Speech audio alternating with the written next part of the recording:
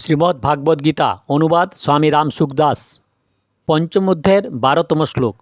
যুক্ত কর্মফলং ত্যক্তা শান্তিমাপ্নোতি নৈষ্ঠিকিমঃ অযুক্ত কামকারেণ ফলে সখত নিবদ্ধতে। কর্মযোগী কর্মফল ত্যাগ করে নৈষ্ঠিকী শান্তি স্থিরা শান্তি মোক্ষ প্রাপ্ত হয়, কিন্তু সকাম ব্যক্তি কামনাবশত ফলে আসক্ত হয়ে বন্ধন দশা প্রাপ্ত হন।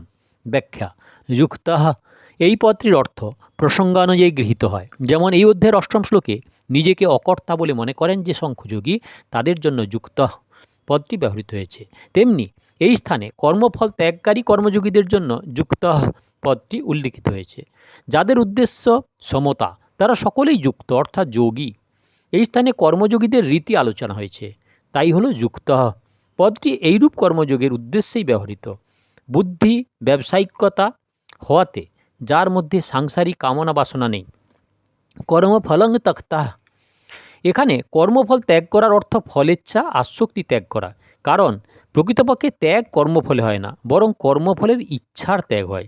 কর্মফলের ইচ্ছা ত্যাগ করার অর্থ যে কোনো কর্ম এবং কর্মফলে নিজের জন্য কোনো বিন্দুমাত্র সুখ পাওয়ার আশা না রাখা। কর্ম করলে প্রথমত একটি তৎকালীন ফল সুখ হয় এবং দ্বিতীয়ত পরিণামে ফল পাওয়া যায়। এই দুই প্রকার ফলের ইচ্ছাই ত্যাগ করতে হয়। নিজের বলতে কিছু না থাকা, নিজের জন্য কিছু না করা এবং নিজে কিছু না চাওয়া, এইভাবে কর্তা সর্বপ্রকারে নিষ্কাম হলে কর্মফলের ইচ্ছা ত্যাগ হয়। সঞ্চিত কর্ম অনুসারে প্রারব্ধ সৃষ্ট হয়। প্রারব্ধ অনুযায়ী মানুষ জন্মগ্রহণ করে এবং মনুষ্য জন্মে নতুন কর্ম সৃষ্ট হওয়ায় নতুন কর্ম সংস্কার সঞ্চিত হয়। কিন্তু কর্মফলের আসক্তি ত্যাগ করে কর্ম করলে কর্ম বর্জিত বীজের ন্যায় সংস্কার উৎপন্ন করতে অসমর্থ হয় এবং সেই সংজ্ঞা অকর্মে পরিণত হয়। বর্তমান সময়ে নিষ্কাম ভাবপূর্বক কৃত প্রভাবে তার পুরাতন কর্মসংস্কার সমাপ্ত হয়ে যায়। এইভাবে তার পুনর্জন্মের কারণও সমাপ্ত হয়ে যায়। কর্মফল 4 প্রকার। 1. দৃষ্ট কর্মফল, বর্তমান সময়ে করা নতুন কর্মের ফল, যা তৎক্ষণাৎ প্রত্যক্ষ প্রাপ্ত বলে দেখা যায়, যেমন আহার করলে তৃপ্তি লাভ করা ইত্যাদি। 2. অদৃষ্ট কর্মফল, বর্তমান সময়ে করা নতুন কর্মের ফল, যেটি এখন সঞ্চিত রূপে সংগৃহীত হচ্ছে, কিন্তু ভবিষ্যতে ইহলোক এবং পরলোকে অনুকূল বা প্রতিকূল রূপে প্রাপ্তি ঘটবে। 3. প্রাপ্ত কর্মফল, প্রারব্ধ অনুযায়ী বর্তমানে প্রাপ্ত শরীর, জাতি, বর্ণ, ধন, সম্পত্তি, অনুকূল এবং প্রতিকূল পরিস্থিতি ইত্যাদি। 4. অপ্রাপ্ত কর্মফল, প্রারব্ধ কর্মের ফলরূপে যে অনুকূল বা প্রতিকূল পরিস্থিতি ভবিষ্যতে মিলতে পারে। উপরিক্ত 4 প্রকারের কর্মফলগুলিতে দৃষ্ট এবং অদৃষ্ট কর্মফল ক্রিয়মান কর্মের অধীন তথা প্রাপ্ত এবং অপ্রাপ্ত কর্মফল প্রারব্ধ কর্মের অধীন। কর্মফল ত্যাগ করার অর্থ দৃষ্ট কর্মফলের আগ্রহ না রাখা এবং তা পেলে প্রসন্ন বা অপ্রসন্ন না হওয়া, অদৃষ্ট কর্মফলের আশা না রাখা, প্রাপ্ত কর্মফলের মমত্ববোধ না করা এবং পাওয়া গেলে তাতে সুখী বা দুঃখী না হওয়া, এবং অপ্রাপ্ত কর্মফলের এই কামনা না করা যে যেন দুঃখ দূর হয় এবং সুখ আসে। সাধারণ মানুষ কোনো একটি কামনা নিয়ে কর্ম আরম্ভ করে এবং কর্মের সমাপ্তি পর্যন্ত সেই কামনার চিন্তা করতে থাকে। যেমন ব্যবসায়ী অর্থ লাভের ইচ্ছায় কারবার শুরু করে, তার বৃত্তি অর্থের লাভ ক্ষতির দিকেই থাকে, যেন তার লাভ হয়, ক্ষতি যেন না হয়। অর্থ লাভ হলে সে প্রসন্ন হয় আর ক্ষতি হলে দুঃখিত হয়। এইরূপ সকল ব্যক্তি স্ত্রী, পুত্র, ধন, মান, কীর্তি ইত্যাদি কোনো না কোনো অনুকূল ফলের আশা রেখেই কর্ম করে, কিন্তু কর্মযোগী ফলেচ্ছা ত্যাগ করে কর্ম করেন। এখানে স্বাভাবিকভাবে প্রশ্ন উঠতে পারে যে, যদি কোনো ইচ্ছাই না থাকে তাহলে লোকে কর্ম করবে কেন? এর উত্তরে সর্বপ্রথম বলা হলো এই যে, কোনো মানুষ কোনো অবস্থায় কর্ম সর্বতরূপে ত্যাগ করতে পারে না।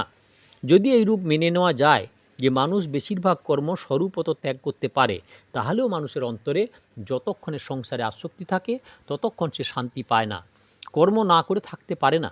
সে অবশ্যই বিষয় চিন্তা করবে, সেটি কর্ম করাই বোঝায়। বিষয়ের চিন্তা হওয়া সে ক্রমশ পতনোন্মুখ হয়। সেই জন্য যতক্ষণ আসক্তি সর্বতভাবে দূর না হয় ততক্ষণ মানুষ কর্ম থেকে মুক্তি পায় না। কর্ম করলে পুরাতন আসক্তি নাশ হয় এবং নিঃস্বার্থভাবে পরহিতের জন্য কর্ম করলে নতুনভাবে আসক্তি উৎপন্ন হয় না। বিবেচনা করলে দেখা যায় যে কর্মফলের ইচ্ছা রেখে কাজ করা অত্যন্ত অবুঝের কাজ। প্রথমত, প্রত্যেক কর্মই যখন আরম্ভ হয় এবং সমাপ্ত হয় তখন তার ফল কিভাবে নিত্য হতে পারে? ফলও প্রাপ্ত হয়ে নষ্ট হয়ে যায়, অর্থাৎ কর্ম এবং কর্মফল দুই নাশবান। হয় ফল থাকে না, না হয় আমাদের বলতে যে শরীর তা থাকে না। দ্বিতীয়ত, ইচ্ছা থাক বা না থাক, যে ফল পাওয়ার তা পাওয়াই যাবে। ইচ্ছা করলে বেশি ফল পাওয়া যায়, ইচ্ছা না করলে কম ফল পাওয়া যায় তা নয়। অতএব ফল কামনা করা অত্যন্ত অবুঝের কাজ। নিষ্কামভাবে অর্থাৎ ফলের কামনা না রেখে লোকহিতার্থে কর্ম করলে কর্ম হতে সম্পর্ক ছেদ হয়। কর্মযোগীর কর্ম উদ্দেশ্যহীন, অর্থাৎ পাগলের কর্মের ন্যায় হয় না, বরং পরমাত্মা তত্ত্ব প্রাপ্তির মহৎ উদ্দেশ্য নিয়ে তিনি লোকহিতার্থে সকল কর্ম করেন। তার কর্মের উদ্দেশ্য হল পরমাত্মা তত্ত্ব প্রাপ্তি, সাংসারিক বস্তু সকল নয়। শরীরের মমত্ববোধ না থাকলে এতে আলস্য বা অকর্মণ্যতা ইত্যাদি দোষ আসে না, বরং তিনি সমস্ত কর্ম সুচারুরূপে এবং তৎপরতার সঙ্গে করে থাকেন।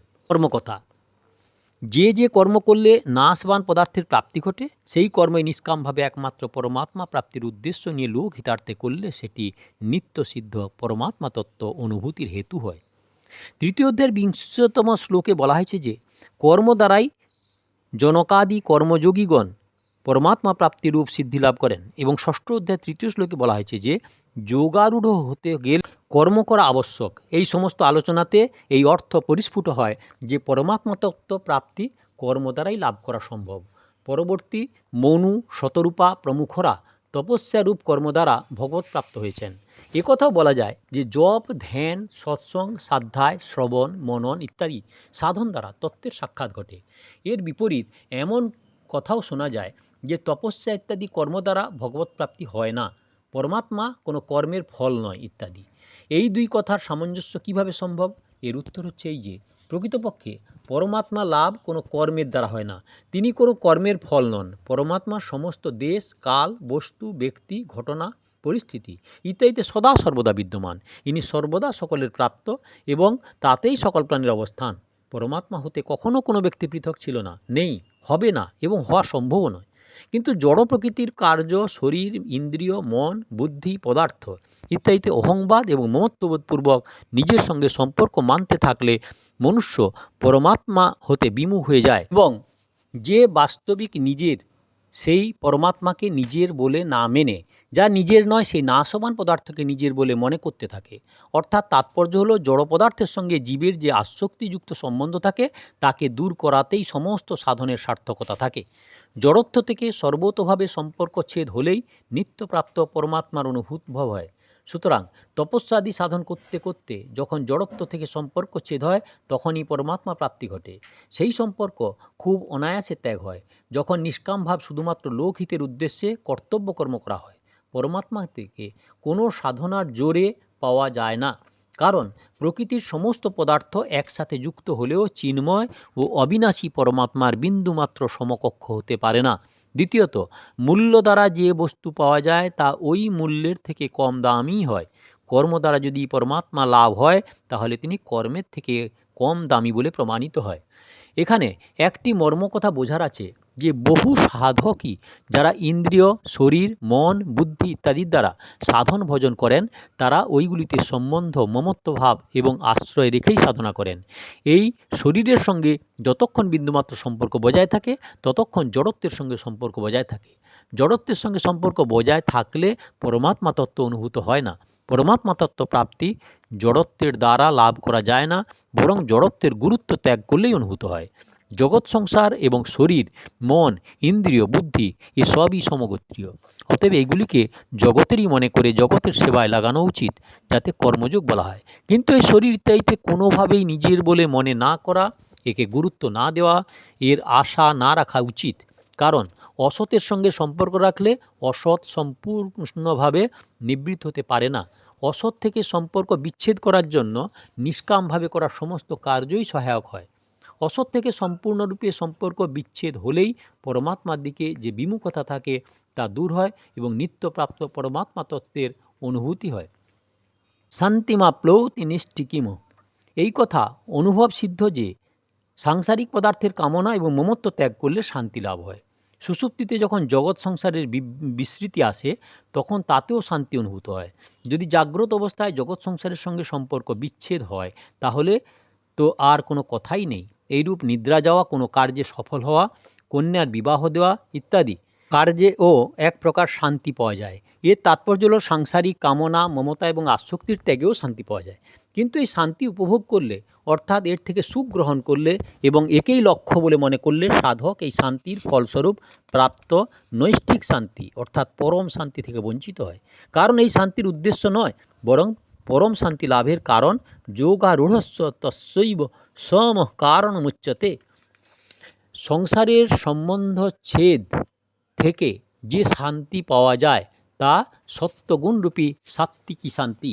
সাধক যতক্ষণ এই শান্তি উপভোগ করেন, অর্থাৎ এই শান্তির দ্বারা আমি শান্তিতে আছি এইরূপ মনে করেন, ততক্ষণ পরিচ্ছন্নতা থাকে এবং যতক্ষণ পরিচ্ছন্নতা থাকে ততক্ষণ অখণ্ড এক রস প্রকৃত শান্তির অনুভব হয় না। অযুক্ত কাম কারেণ ফলে শক্ত নিবদ্ধতে। যিনি কর্মযোগী নন কিন্তু কর্মী, সেই সকাম ব্যক্তিদের উল্লেখের জন্য এখানে অযুক্ত পদটি ব্যবহৃত হয়েছে। কামনাযুক্ত ব্যক্তি নতুন নতুন কামনার জন্যই ফলে আসক্ত হয়ে জন্ম মরণরূপ চক্রে আবদ্ধ হয়। কামনা দ্বারা কোনো বস্তু পাওয়া যায় না, যদি পাওয়া যায়ও তাহলে তার স্থিতি হয় না। এই কথা প্রত্যক্ষ জেনেও পদার্থের কামনা করা ভ্রম। শ্রী তুলসীদাস বাবাজিও বলেছেন এ কথা। এর অর্থ এই নয় যে পদার্থগুলিতে স্বরূপত ত্যাগ করো। স্বরূপত ত্যাগের দ্বারাই যদি মুক্ত হওয়া যায় তাহলে মৃত্যুমুখী সকলেই মুক্ত হয়ে যেত। পদার্থগুলি নিজস্ব রীতিতেই পরিত্যক্ত হয়। সুতরাং বাস্তবে ওই পদার্থগুলিতে যে কামনা বাসনা আসক্তি থাকে সেইগুলি ত্যাগ করতে হয়। কারণ পদার্থগুলিতে মেনে নেওয়া কামনা বাসনা আসক্তিরূপ সম্পর্কই জন্ম মৃত্যুরূপ বন্ধনের কারণ হয়ে থাকে।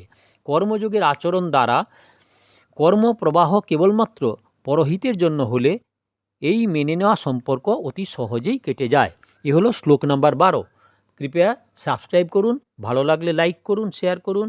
আর পেছনের ভিডিও দেখতে হলে কাকন বা শুতে গিয়ে ভিডিও দেখুন, আর আগের ভিডিও দেখতে হলে অপেক্ষা করুন।